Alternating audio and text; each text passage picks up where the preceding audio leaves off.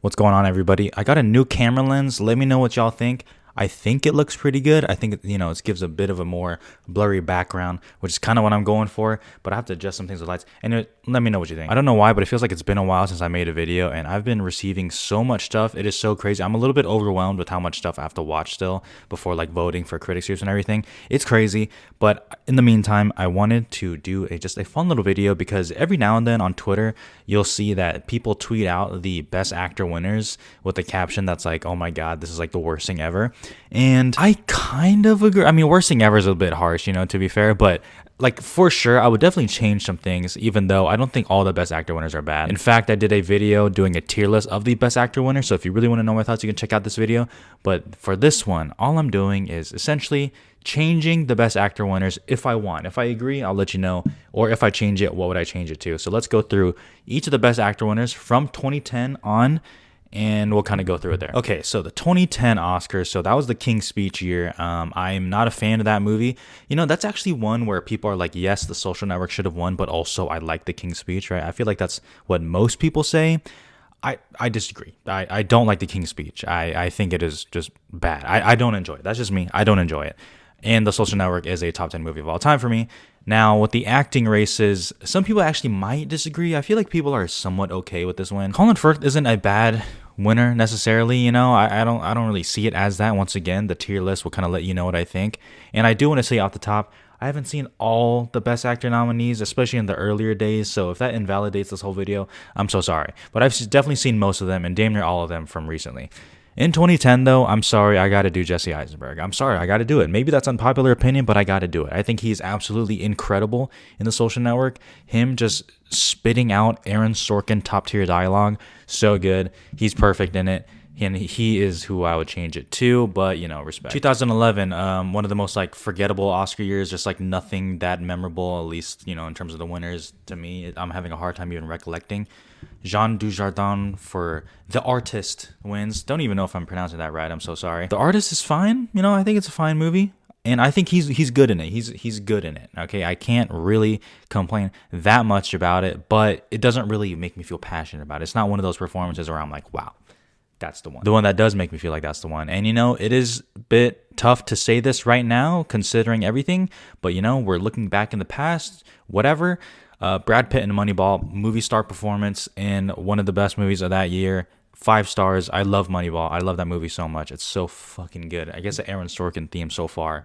But Brad Pitt, that is my winner, 100%. 2012, Daniel Day-Lewis wins for Lincoln.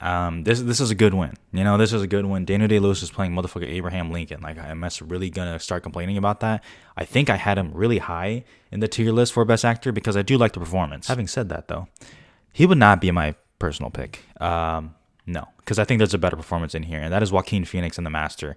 One of the most unhinged, crazy performances I've seen.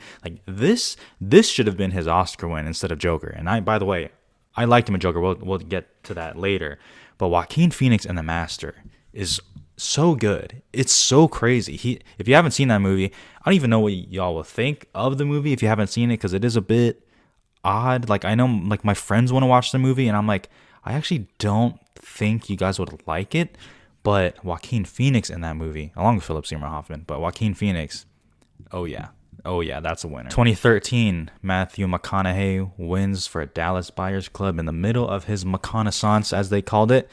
Once again, I think he's fine, but there is a performance in here that to me is all time great. Y'all already know what it is. Leonardo DiCaprio for The Wolf of Wall Street. One of the best performances I have ever seen.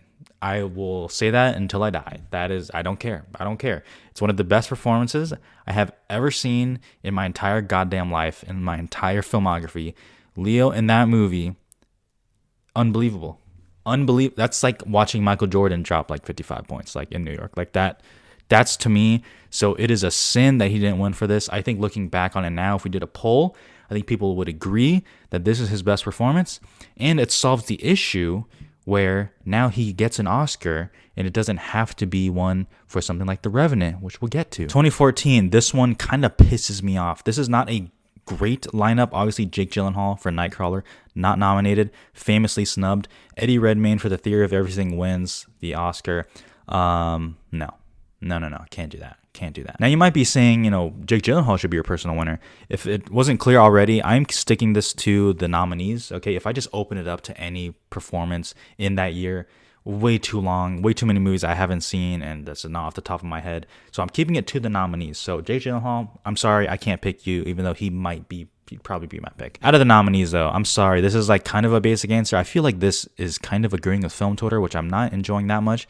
But don't worry, it'll change. Michael Keaton and Birdman. That's the winner. That's the winner right there. I mean, I really don't know what else to say. Like Michael Keaton, first of all, GOAT. Amazing. And he gave it a hell of a performance. I mean, I don't know how. This just, what the fuck. I don't like this one.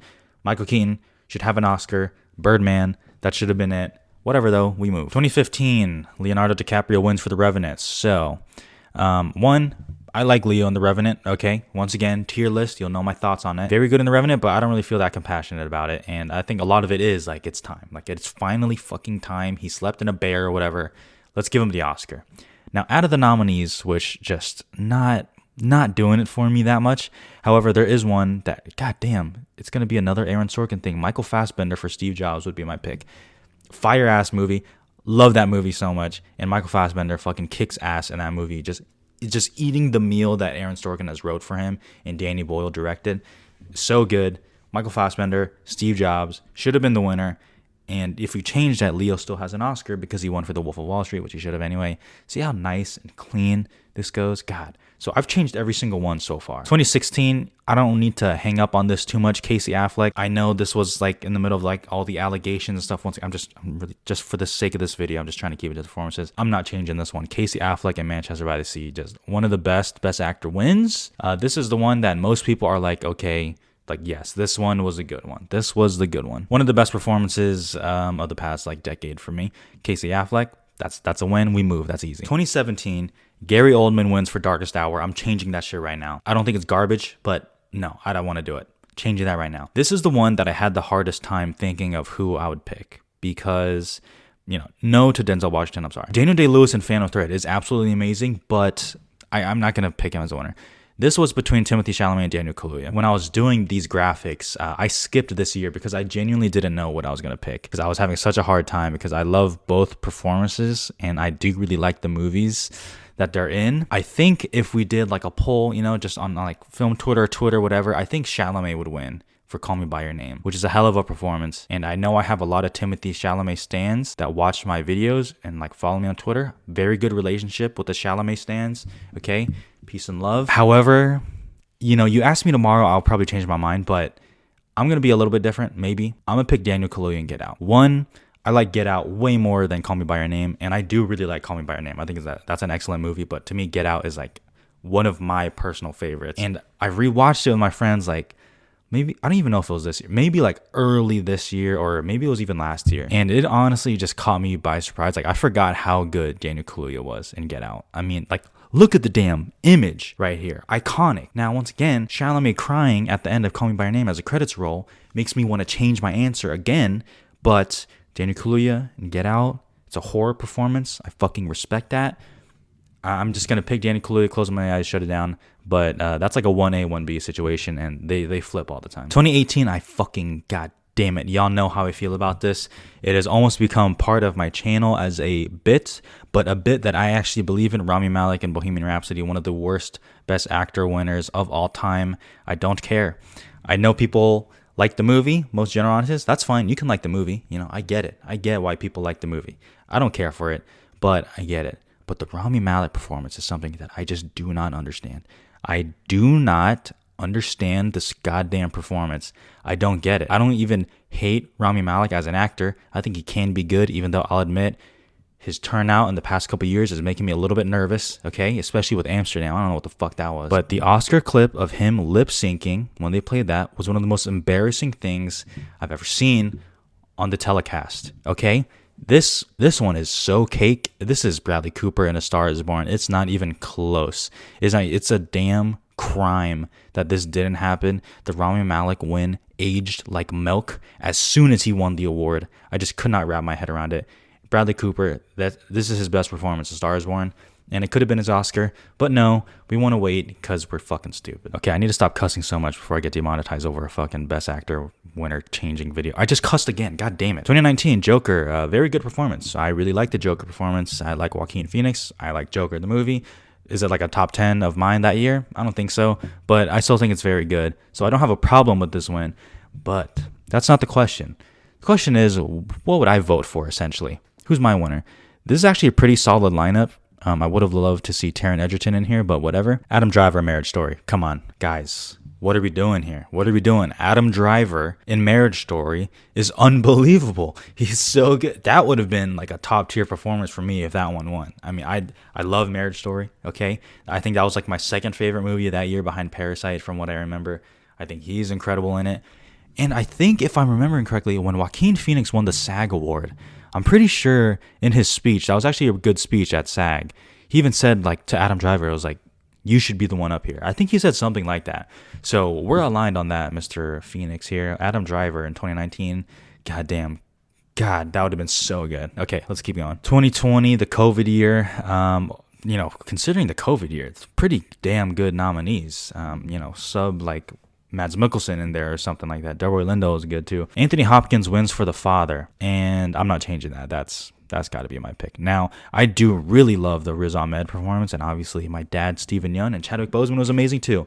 So, excellent lineup, honestly, and if Riz Ahmed won, I would still be like, great. That's still like an A, that's like an A tier winner. Anthony Hopkins and The Father, yeah, that's S tier though, as per my list. So that's being kept. And the last one, Will Smith for King Richard wins Best Actor. I said that I thought Will Smith was excellent in King Richard, a movie that I certainly liked. It was a good movie, and I think he is excellent in it. So it's a solid win. I did not complain when he won, and I thought he was going to win. Zero hard feelings about it. But once again, if you asking me, not Andrew Garfield, because Tick Tick Boom, I'm not like in love with Tick Tick Boom. It's kind of gotten worse in my head as I've thought about it. For me, maybe it's an unpopular opinion because I think maybe Garfield would win that if it was like a popular poll. But Benedict Cumberbatch for The Power of the Dog is absolutely my winner. He is just so captivating in that movie. I know some people thought he was miscast. I completely disagree. I thought it was great casting. I thought he was amazing in it. And The Power of the Dog, I liked more than King Richard anyways. But that's just me, okay? So let's do a little wrap up here, okay? Let's do a little wrap up. Okay, boom. The actual winners on the left, the personal winners on the right. The ones in bold are the ones I've changed, okay? Is the one that I would change. So out of the 12 years since 2010, I would change 10 out of the 12 winners. That's like 83%. I would change about 83% of the Best Actor winners since 2010. Tough. Now, that doesn't mean that, my taste is superior or anything like that. I'm just telling you what is my taste. I'm not trying to make a statement on it, except for Rami Malek, which just objective truth. But I would change 10 out of 12. The only ones I would keep are Casey Affleck in Manchester by the Sea and Anthony Hopkins in The Father. Everything else I would change regardless of if I liked the performance or not. So that was just a quick little, actually, I don't even know if this was a quick video. I feel like I've been talking for a while, but this was just like, a little video just to kind of put out here before we start getting into the thick of things, like I'm seeing Babylon soon. I'm seeing Avatar soon. So December is coming up and there's going to be some, the award shows are starting to ramp up also. So there's a lot coming up here. So we're in the award season again, which is always a good time. In the comments, let me know, obviously, what you guys would change or where you agree or disagree or whatever. You guys can continue looking at my wrap up here. But that'll be it for me. Thanks for watching and subscribing. Links in the description. And, Bradley Cooper and A Star Is Born. We'll get you that Oscar one day, man. We'll get you that Oscar one day.